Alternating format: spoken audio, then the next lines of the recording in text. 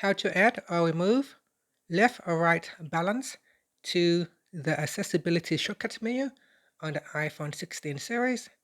First, let's return back to the home screen by swiping up at the bottom of the screen. Then on the home screen, tap on Settings. Now from the Settings page, we scroll down and then tap on Accessibility. After that, we scroll down. Now in here, we're going to tap on Accessibility Shortcut. Next, we scroll down, and in here, tap on left or right balance. Tap on that to select an item or deselect it.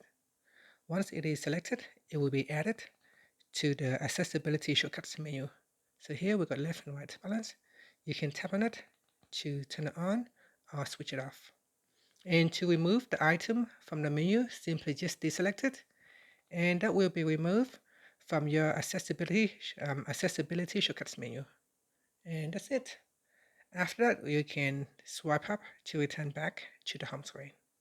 Thank you for watching this video. Please like and subscribe to my channel for more videos.